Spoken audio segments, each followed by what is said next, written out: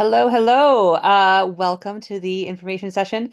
This is Honors Global Challenges and Solutions, and we're glad you're here. This is going to be an exciting time for you guys, picking which of the LLPs is most interesting to you. So here is our pitch.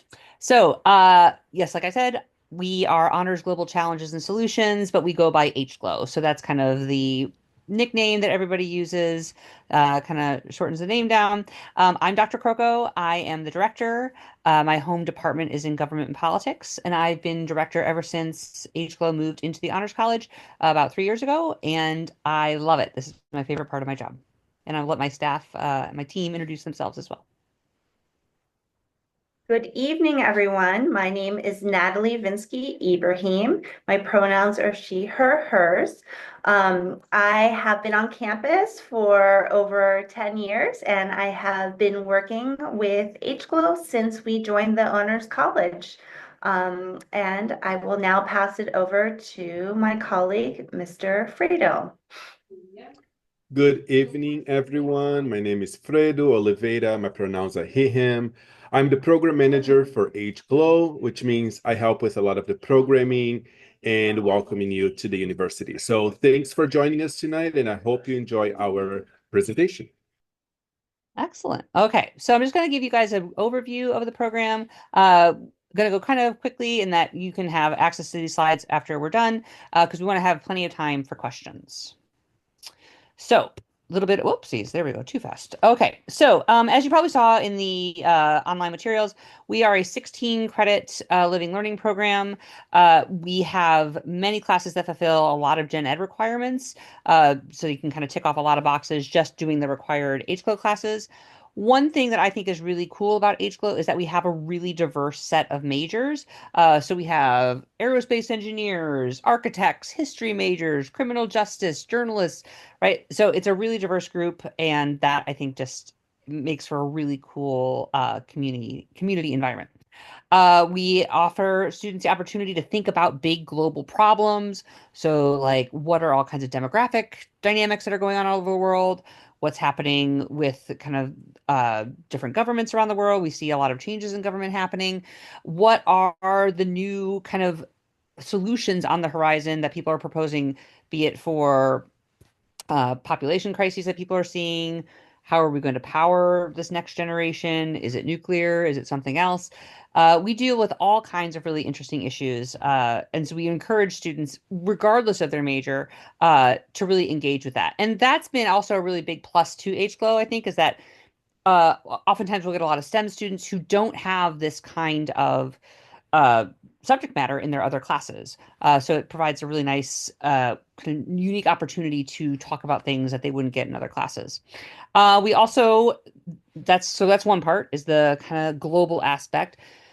And the solutions has two parts. One is an internship program that I can talk a little bit about later, but the other kind of core pillar of HGLO is data science. So I am a huge proponent of learning data science. I am a political scientist, so I've been doing statistics my whole career. And I really think this is the most valuable gift I can give students is to teach them how to be, at minimum, informed consumers of data. And so the way we do that in HFlow is that I teach you how to program in R. R is a computer language that was written for doing statistical analysis. I know this makes a lot of people worried, but there is no prior experience required or even expected. We have so many people come in who have never done any programming at all, and that is totally fine. You will be a pro by the end of the first year. Okay, so in the second year, there's two tracks, which I'll get into in a second, but one where we really kind of push students to conduct original research using these data science tools that they've acquired. But a lot of students also pursue this internship track. We have a really unique relationship with one of the biggest internship programs on campus, and that helps plug students into really cool internships in the public sector, where they can get all kinds of really valuable experience. But most importantly, what I love about HGLO is the community. We have just a great set of students. We have a fantastic location. And I just love the vibe that's always in the lounge on the ground floor.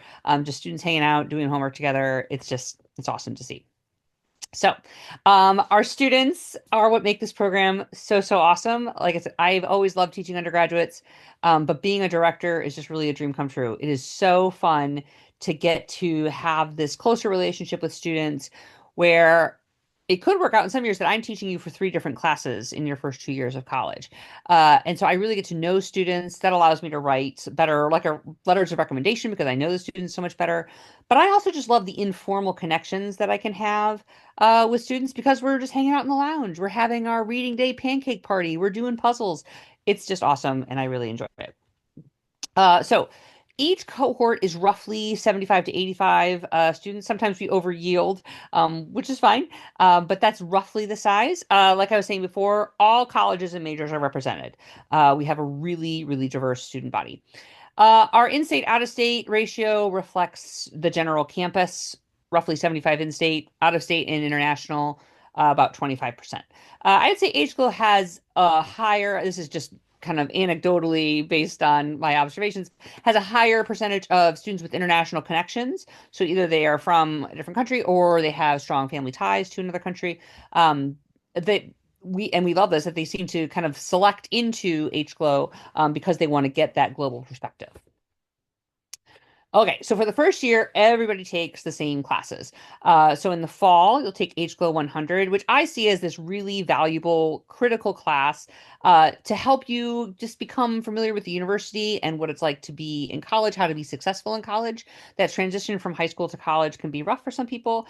This class, we have really worked to kind of make it the most valuable experience in terms of like offering different topics that students can think about in that first year.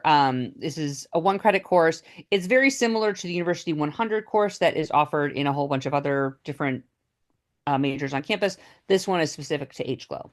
Then you'll also take with me HGLOW 101, which is saving the world with data. This is where you kind of get your feet wet in that data science, in that you're going to be doing tons of data visualizations.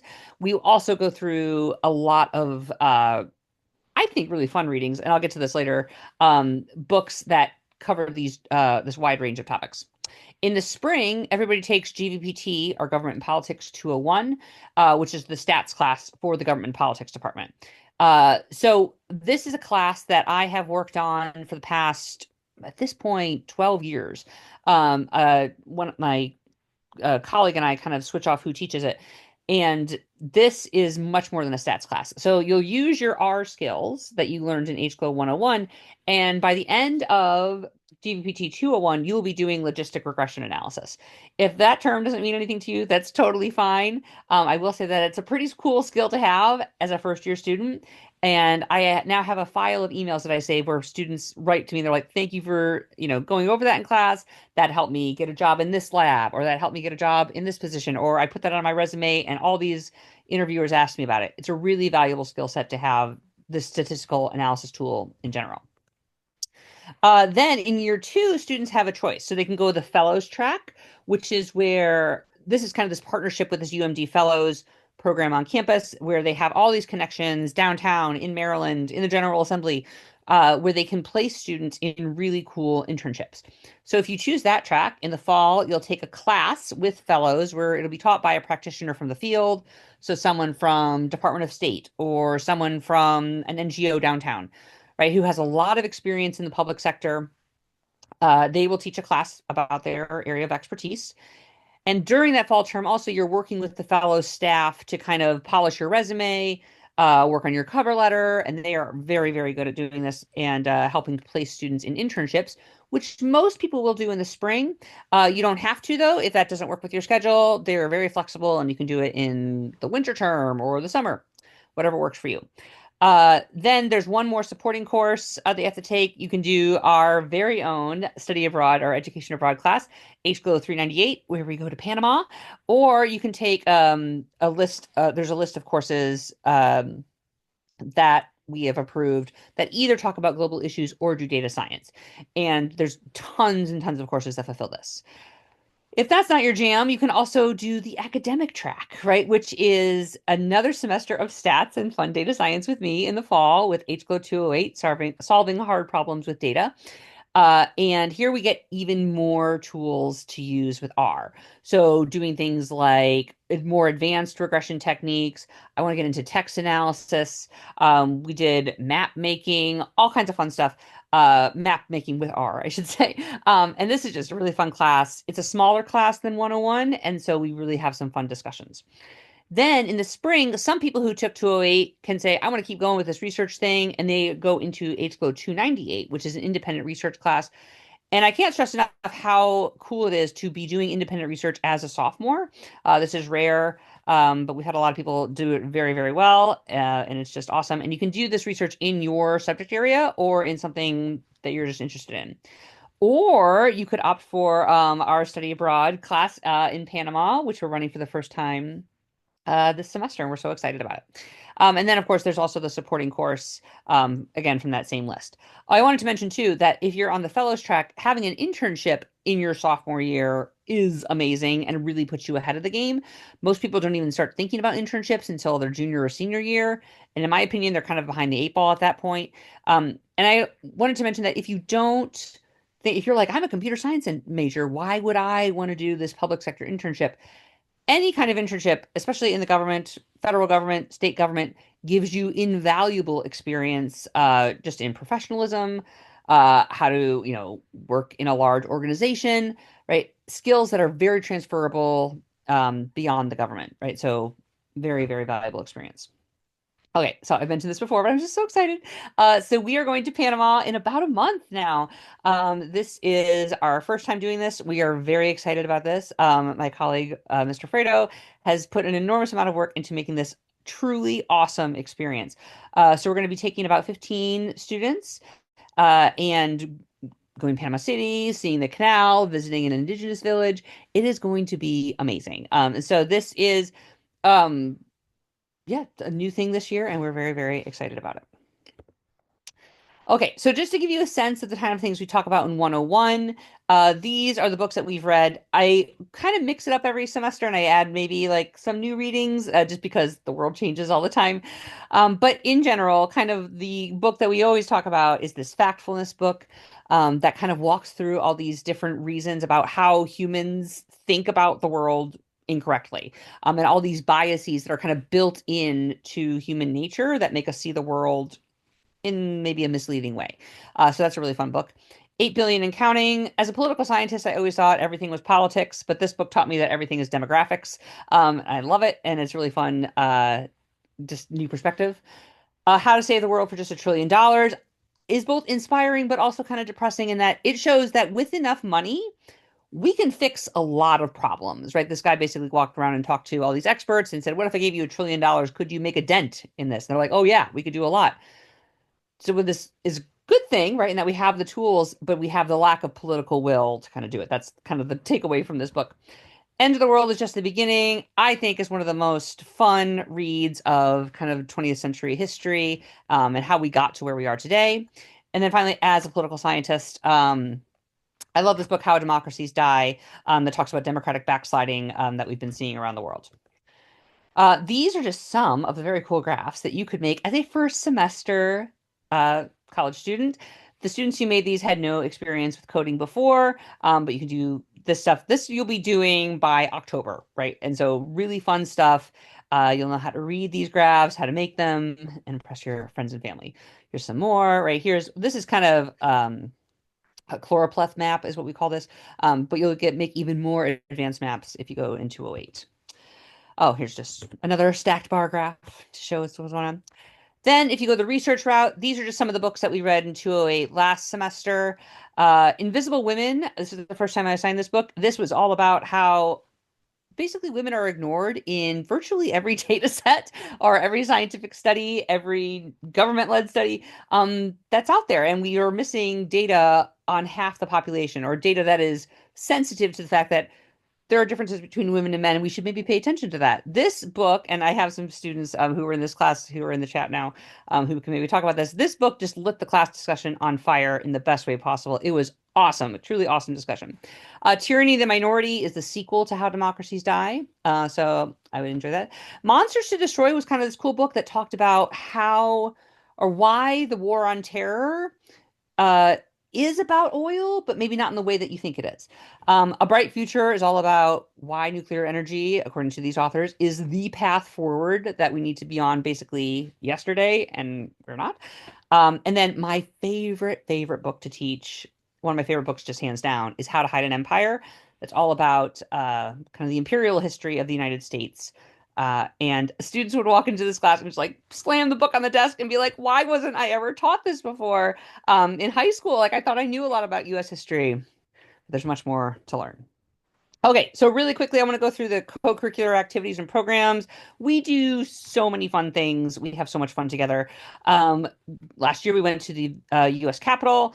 Cookies with Croco is one of the signature events where I basically just buy a whole bunch of empty carbs and we either sit out on our patio or in the lounge and we just talk about stuff, whatever, how your classes are going, any questions you have about UMD for about 2-3 hours. It's so awesome. I feel like I learn so much from students in these sessions. It's really a high point for me. Cultural dinners, we do these each semester and we vary the country that we focus on. The Great Dorchester Bake Off. This is a truly signature event that we have for this program. Mr. Fredo and I are huge fans of the Great British Baking Show.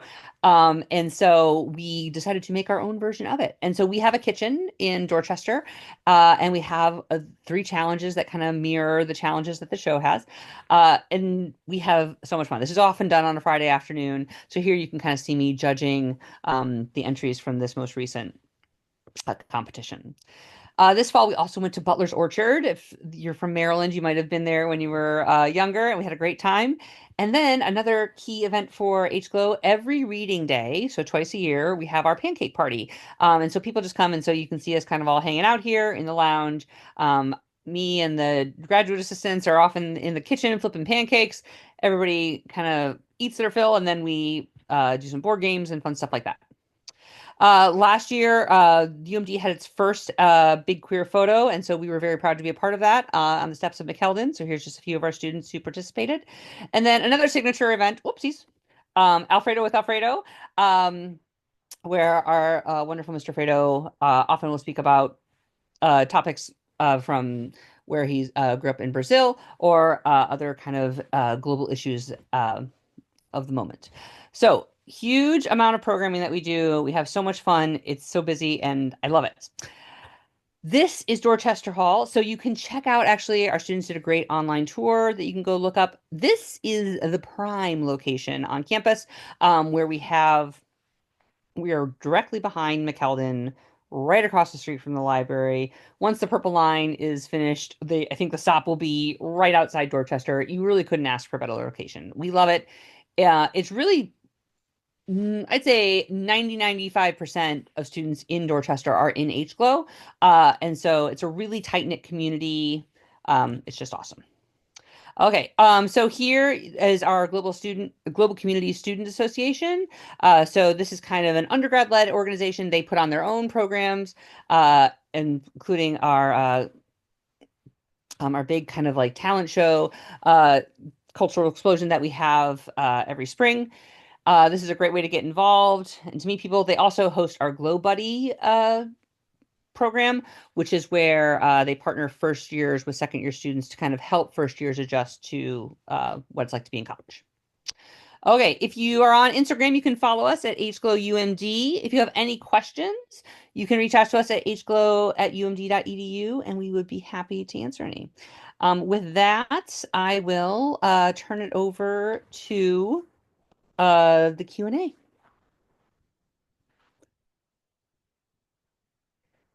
Okay.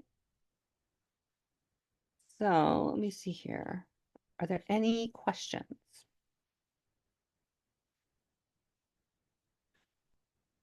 Why don't we look, I know we have some honors ambassadors here. Chantel, is there a way to make them visible on, let me see if I can get rid of the participants there. Yes, they should be able to come on. There you go. Hey, Matthew. Hey, Matt. Okay. And guys, don't be shy. Put your questions in the Q&A section, unless Dr. Croker just did an amazing job and answered all your questions already. Okay, Zion, why don't you kick us off? And just tell us about your experience in HGLO, why you chose it, what's been your favorite part, how it's helped you kind of get used to the college scene? No, of course. And I'm so glad to be here. It's like my first year not in Dorchester, so I think it gives me a lot to even reflect on, like how my life is not in the, the thick of things. But yeah, so my name is Zion. I'm a biochem and government politics double. What I really love about HGLO is, sometimes when you're coming into college, it's like definitely a culture shock. You go from having these really like tight-knit classes with teachers, with like small students, then you come in, it's like all these classes with big lecture halls. So there's two awesome things about HGLO that it provides. Number one, you have a tight-knit community. Um, I live in an apartment now and all four of my roommates are from HGLO. And right now I'm actually in the commons study room visiting other people from HGLO. So it kind of just comes to show that all my closest friends that I've made all through both classes and through my time in Dorchester. And Dr. Croco is very right in saying that Dorchester Hall is the prime location. Now that I'm in an apartment, like Dorchester is central. It's in the center of campus. So if you have a class, you can come back if you have like an awkward break. But being in an apartment, you don't have that luxury, but you still always have access to the Dorchester basement, which is very helpful. Also, the faculty, Dr. Croco, Miss Natalie, and Mr. Alfredo, are very, very supportive, very awesome people to talk to. Other things about me, I was the GCSA president, so I really recommend if you guys do end up joining HGLO to participate in like the GCSA events and even consider joining GCSA yourself. It's the best way to be able to acclimate to the college life and meet people. So they're very fun. I really like the classes. I actually am applying to med school this cycle. So when Dr. Croco was bringing up R, my eyes actually lit up a bit because something I've been writing a lot about was one of my research opportunities and how even though I came there to do like medical research, some person in another field within the DoD asked me to help with using R in analyzing climate data for the Mars Copernicus database. So definitely very helpful. I think also it does a great job with the events. I really like doing Fredo with Fredo. Yeah, I think if I really look back and me and my roommates and like all my other friends talk so much about our time those 2 years with the program, and we always reminisce very fondly about it. So, if you have any questions that haven't been answered, I will be more than happy to talk about it. Thanks so much. Hey, Elida, would you like to speak a little to your experience?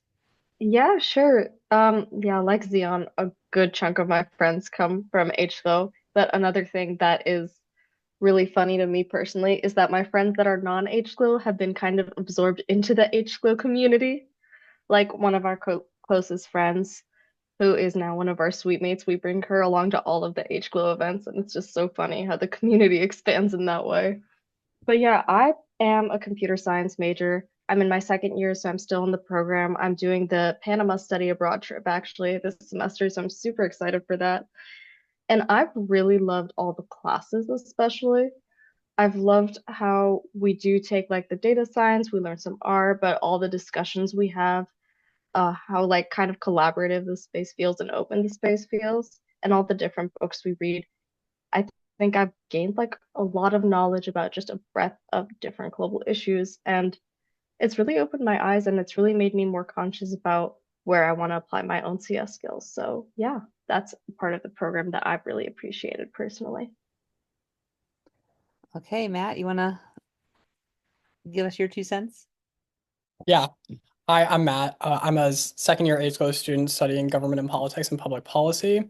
I think Zion and Elida both highlighted a lot of the great parts of HGO, especially the community. Like tonight, as it's snowing, there are plans for a bunch of the students in the dorm to go sledding on the hill right outside.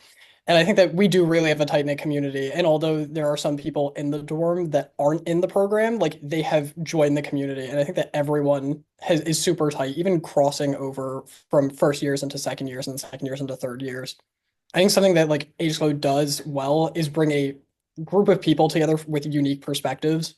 Because in my government and politics classes, I'm seeing primarily people who are also interested in politics and international relations. But in the HGLO classes, you get people from a wide breadth of majors, including the biomedical sciences to like life sciences, and you see things from their point of view that I know I personally wouldn't see in my classes.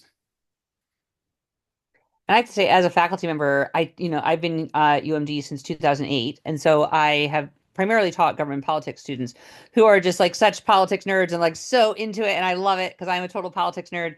But it's been really awesome getting students from engineering, biosciences, history, journalism, who also totally bring a different perspective. Like a lot of them haven't engaged with politics before, and so this is their first time really talking about it in a class, and they bring such a fresh perspective because they haven't been kind of immersing themselves in politics for the past 10 years of their life. They are just new to this and they bring a really cool perspective. I just wanted to kind of talk about some questions. So Mr. Fredo answered one in the chat, but someone asked, since HGLO is a 2-year program, what do HGLO students' final 2 years at UMD look like? Mr. Fredo gave an excellent answer about how you are always a part of the HGLO community. You might not live in Dorchester anymore, but you're always welcome there. You always will have swipe access. But a lot of times what people will do in those final 2 years is they will do departmental honors, where they can go in biology or psychology and they can write an honors thesis. That's kind of like the junior and senior year, like what is the honors college experience like, is a transition to departmental honors, which is a really cool experience. I think I'd highly recommend. Another question was about commuter students, and I think this just got answered. Yes, thanks, Miss Natalie. We are one of the LLPs that does accept commuter students. We love this. We have several commuter students who are a very integral part of our community. They come and hang out in Dorchester all the time. They also, of course, have swipe access to all the common areas. In the past couple of years, we've instituted kind of like a commuter buddy system where other commuter students or older commuter students can kind of pair up with new incoming commuter students to kind of help get the lay of the land. We are doing a lot in terms of commuter outreach. So in the beginning, I'll kind of reach out to commuter students at the end of the summer, being like, what questions can I answer? We want to make sure that everyone feels like they are a part of the HGLO community, because they are. Commuter students are just as much a part of the community as anybody else. We encourage them to hang out in Dorchester during the day. And a lot do. A lot make it like a point of they're on campus all day, right? And being in Dorchester is a big part of their day. They're studying with people, they're making friends. It's really awesome.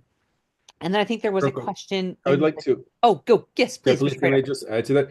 Because I think like for anybody who's thinking about commuting to campus, which I understand, I was a commuter, the community won't happen by itself unless you put the time and effort. So I think that's what we've tried to do this last year, was the commuter breakfast and opportunities for commuter students to join. So we really hope that commuter students, if they choose our program, that they're also committed to try to come to the events and to the opportunities we offer to you, because it's not going to be as easy as if you lived on campus.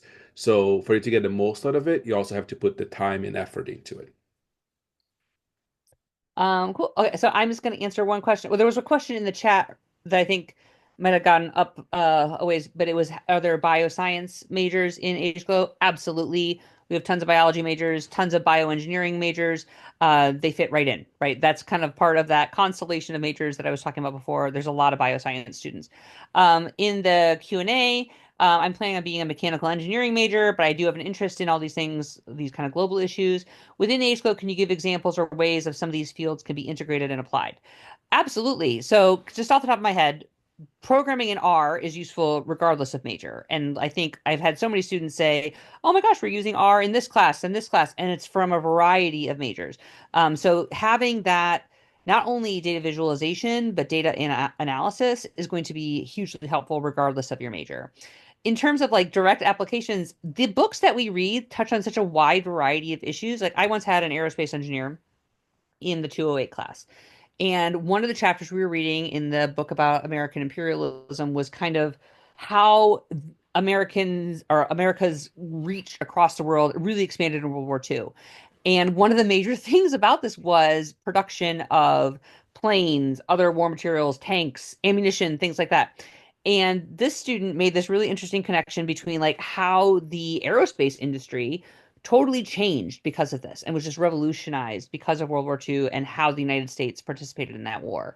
That's like a really specific example, but students do this all the time. Like when we read the nuclear engineering book, I had a lot of engineering students in the class the first time I taught it, and they had really cool insights as like, oh, here's how we think about engineering over in, my major, my home major. I think we had a bioengineer, maybe a civil engineer, and they had really cool insights about that. So I think the stuff that we talk about can apply to a wide variety of fields.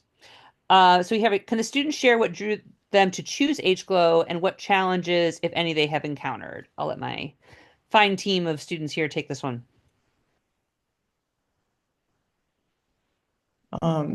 Yeah, I chose HGLO because I'm pre-med, so I already go through one route, but I really like learning about other people, other cultures, and also the data science component seemed very useful. So I thought it was a really great way to be able to experience two worlds at once.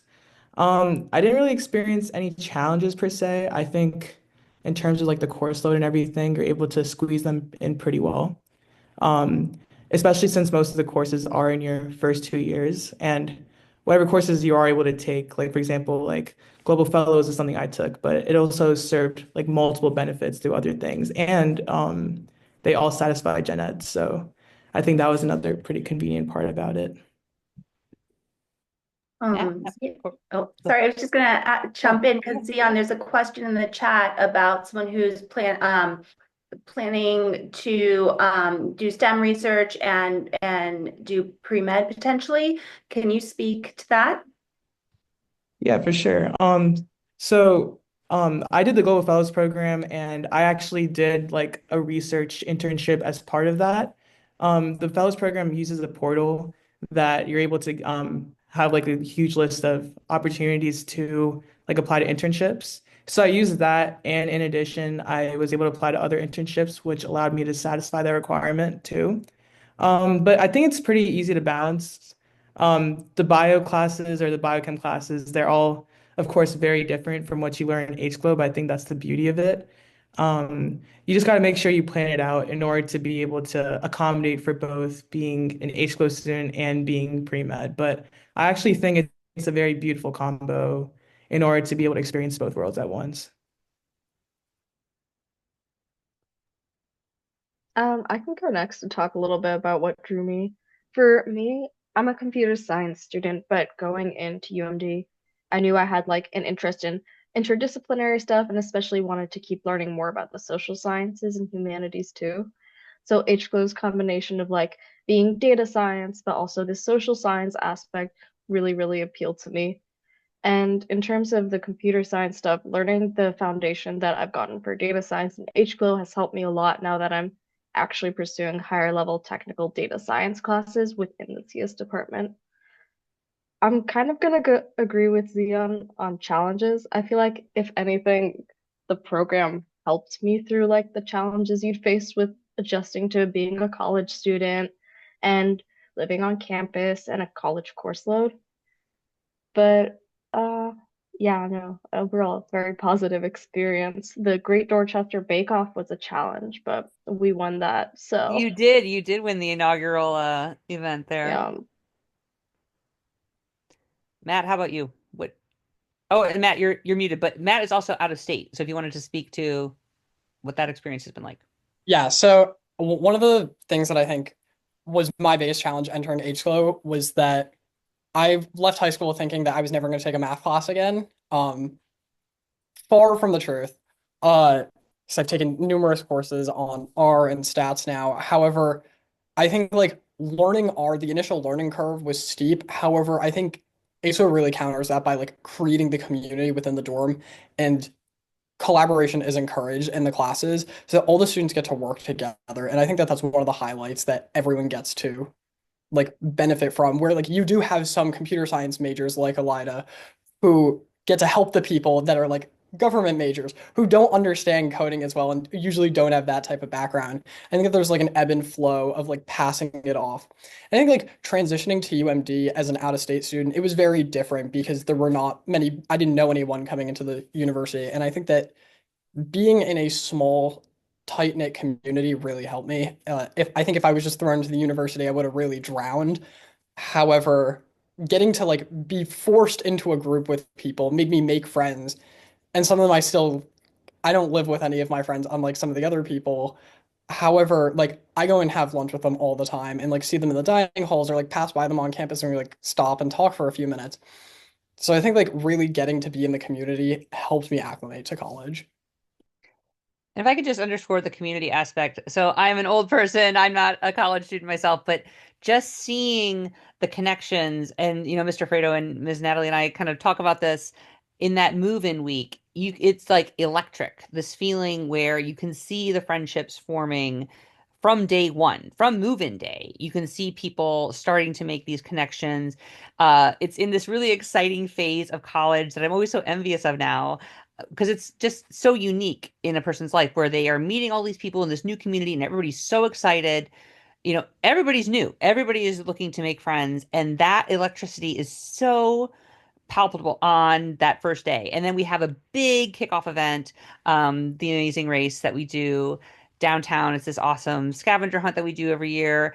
And I've had several students say to me that that's where they made their friends or like some of their core friends from H-Glow, is that's the second day. And we have this community already forming. It's also just so, like, to me, it was really noticeable. I remember the first big lecture I taught in 101, how the first day, and I'm used to teaching big lectures of like 200 people. And so I walk into this lecture of about 80 students on day one, and they are all talking to each other. Everybody is talking. And so I had to kind of shout, I'm like, you can only talk if you have a PhD. Like I had to like calm the class down because they were all so excited and still talking to each other. And it was just such a different vibe. You could tell that these students all lived together and they knew each other and they were hanging out all the time. And that includes the commuter students. Like the commuter students are right in there, hanging out in the lounge with people. And it's such a fun group to teach. So I've really enjoyed seeing that. I love when I'm walking around the ground floor of Dorchester and I walk into the classroom and I'll see all of these like chemistry notes all over the whiteboards or it's crazy math that I don't understand. It's because students are using these rooms at night to do their homework together or do study groups. And that was one thing I wanted to emphasize too that I forgot earlier is that when you're in these classes, you have lectures like say 101.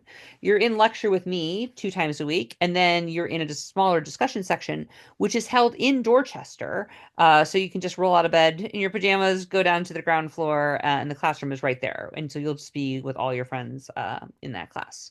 So I love the community. That is just a huge part for me. To answer another question in the Q&A, does it provide good opportunities like internships and research for someone on the pre-law track? So I'll emphasize again that fellows program I think would be perfect for someone in pre-law, just because they do have so many public sector placements that they can help students find.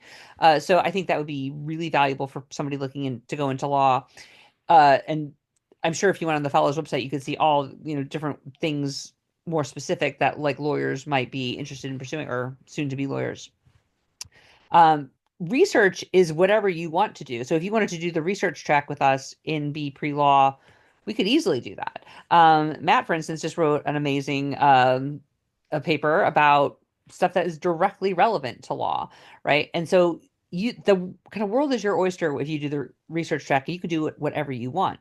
I think that'd be excellent prep for law school, right? Having research experience, being able to say, I wrote, this massive document, right, with my own data collection, my own analysis. That I think is a huge feather in your cap that you could use in law school applications. So I'm sure we have I'm trying to think of like a percentage, but we have pre-law people certainly, and they have found no shortage of things that they can do with their H-Glow. Things that we talk about. Other questions? You guys are so quiet.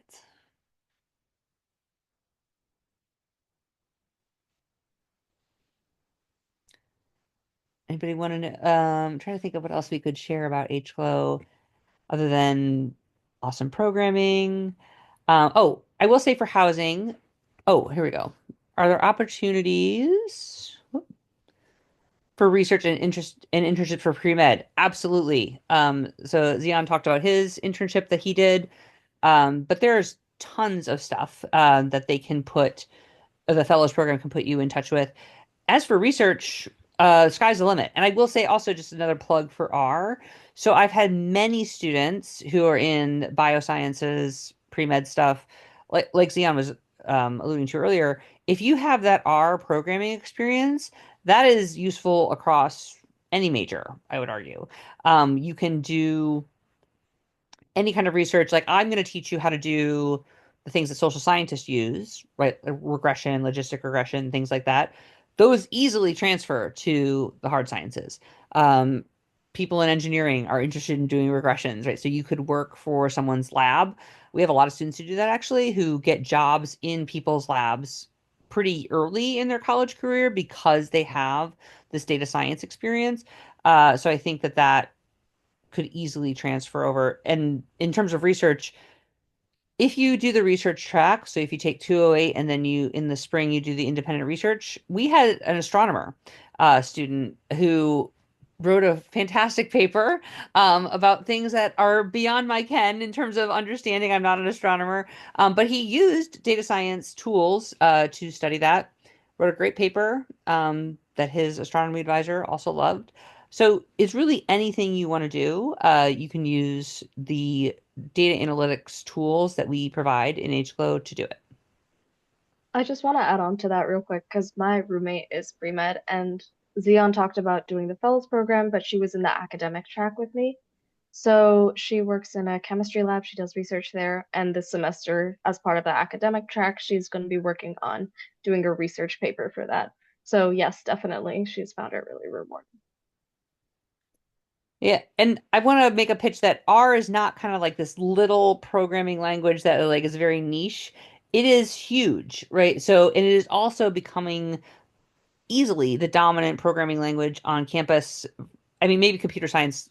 I'm not going to speak for computer science. They might do. Then they have their own languages that are more dominant in that major, but they still also use R. But because it is open source and so it's free, you don't have to pay a licensing fee. So many different departments are taking R as their standard. So I have so many students, and I'm used to this because I've taught this class for many years in my home department, but they come in to these data science classes because we force them to take it in government politics, and they're so resistant and they're so like full of angst that they don't want to do statistics because stats get such a bad rap before people actually take it. But I love seeing the transformation of when they realize what they can do with it and how powerful a tool it is. And I've had so many students come to me and they're like, "Oh my gosh, we're using this in my chemistry class. We're using this in my, insert major X here class." So it really is a broadly applicable tool that I think really helps your resume, right? If nothing else, being able to say, I know how to do R programming is a hugely marketable skill. I just wanted to quickly add on to that. Especially like with the social sciences majors and like BSOS, like every class requires like some form of R, like some kind of 200 level class. And I think what's especially nice when you're doing it through HGLO is you have like a community you can like work on R with and struggle with together. And additionally, I remember when I was taking GPT 201, we took it with another professor, but since Dr. Kroko herself is an expert at R, we are all able to like get a lot of help from her through like Cookies with Kroko. So that's like another very awesome experience that, like R is very useful, and what HGLO provides is like a safe space where you can learn and make mistakes through R. So speaking of that safe space, I want you guys to each talk about what is it like living in Dorchester? Because to me, it just seems like so you guys just have so much fun. Like each floor has its personality and the different lounges are always in use. So like talk a little bit about what was that like as a first year student? How did that kind of help you? And you've touched on this already, but kind of expand on that. I Oh, go ahead. Sorry. Last year I was in the basement, which for most of you who don't know, the basement is kind of secluded a bit because the basement is half the main lounge and also half dorms.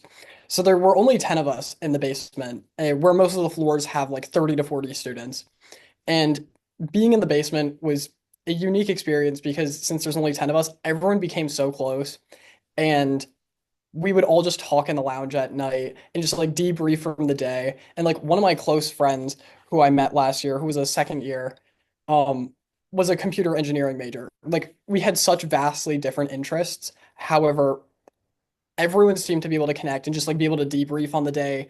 And like being integrated with second years in the dorm really helped because they got to like transpose their wisdom onto us and like what they learned and like help us through the classes and like when we're learning to go through R and like if you're in a group that you have that doesn't have any computer science friends, which luckily I did have some, but like you can ask some of the second years for help. All of them are so willing to be helpful.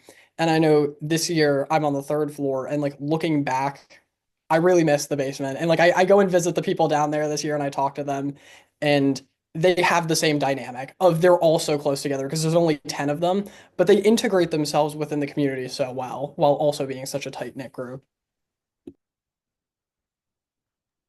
I wanted to second the thing about like having the second years there integrated being super helpful. So I'm not living in Dorchester this year, but I did live there last year. I was on the second floor, which is the best one, by the way. And it was just like being able to go into the study and just like interact with second years, pick up on their wisdom from all the courses. It was a really special experience, but also just within our own groups of first years. Something that was really cool is because of the diversity of majors that HFO has, there's always going to be someone who's taking your class that you're struggling with, and you can find a study buddy and work through like whatever it might be that you might be struggling with for a particular class. So for me, it was a little easier because we have a lot of computer science majors, but like I have an animal sciences major friend, and she was taking a few different like chem and bio requirements, and there was someone else for her to study with, stuff like that. The study room culture is really something special. Yeah, I can like third both what Matt and Elida said. I was a second year when both of them were first years in Dorchester, and I love getting to know both of them.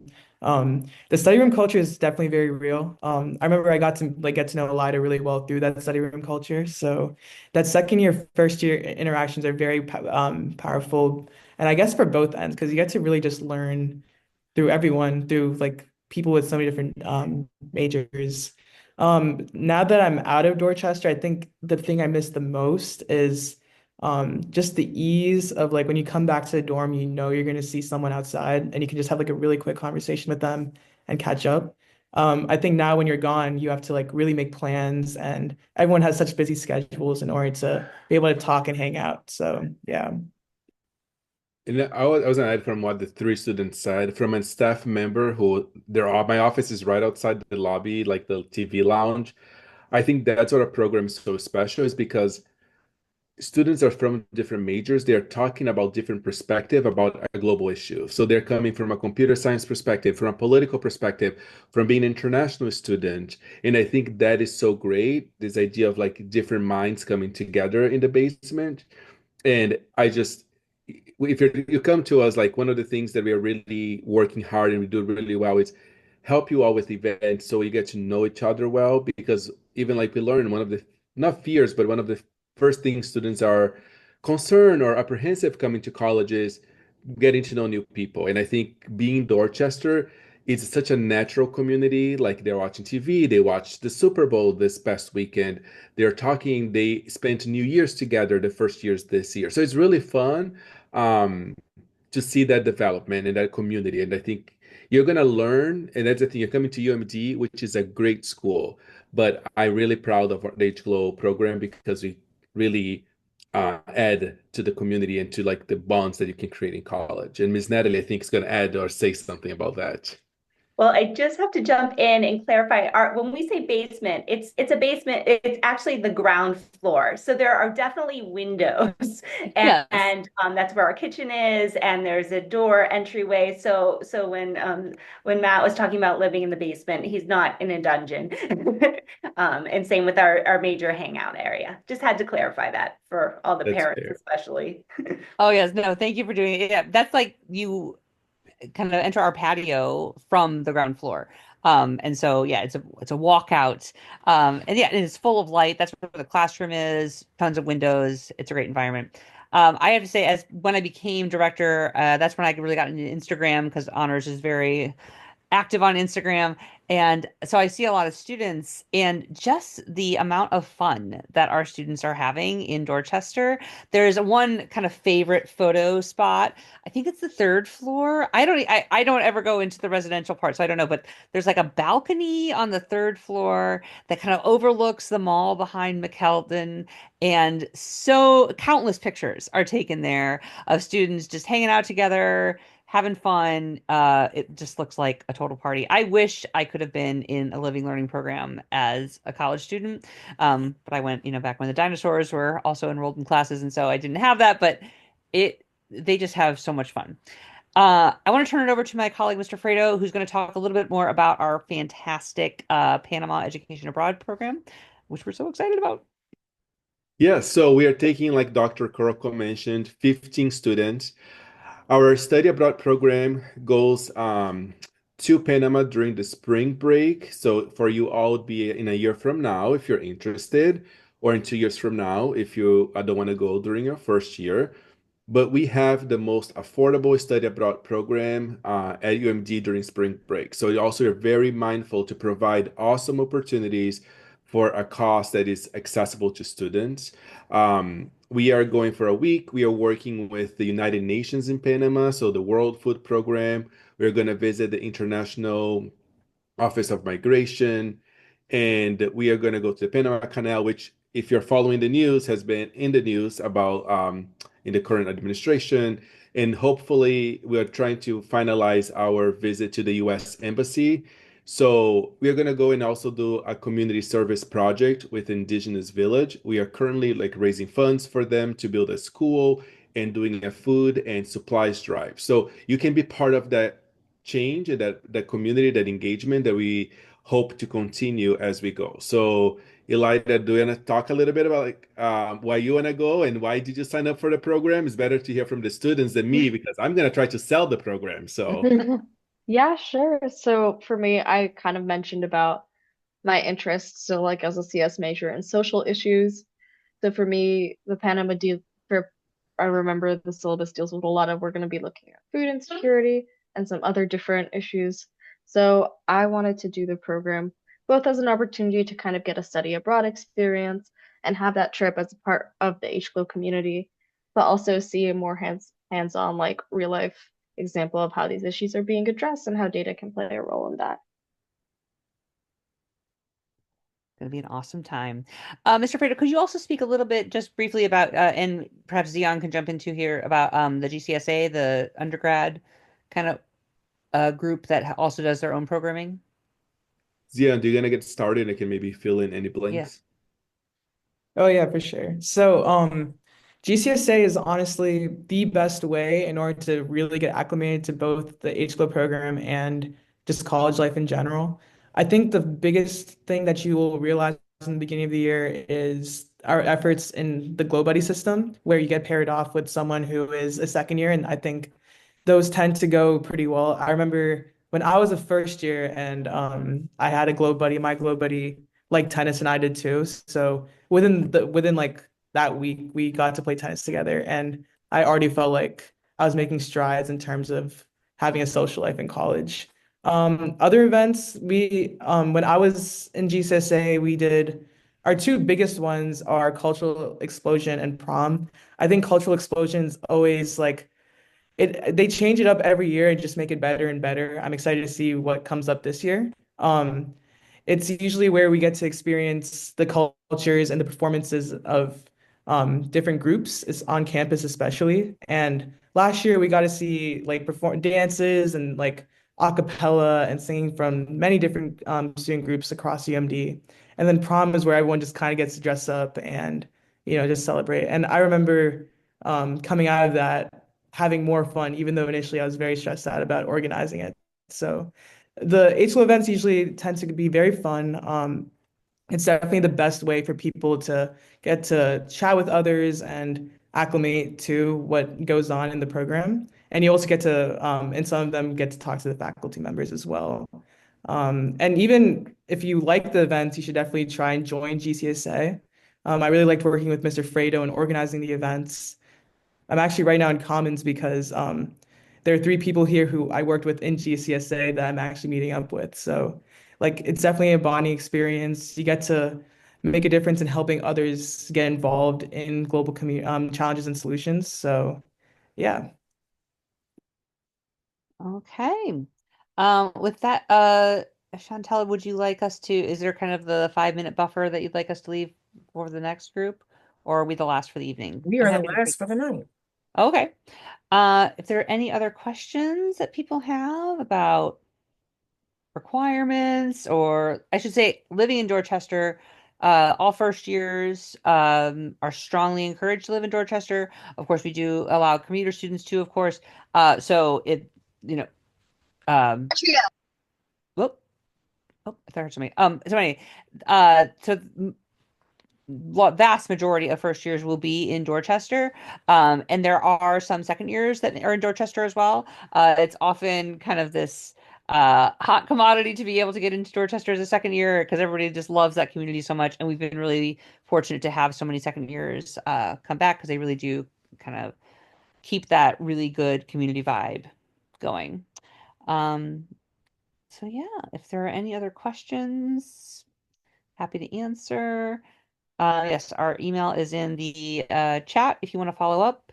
We'll be at the open houses coming up, and we'd love to see you there. I will just kind of conclude with my, I've been saying this a lot, but this community is amazing and awesome. And I look at these students, and all three of them, I could list so many ways why all three of them are awesome in different ways. And I feel like I could do that with so many HGLO students. It really is this incredible opportunity from a professor perspective to get to work with these students.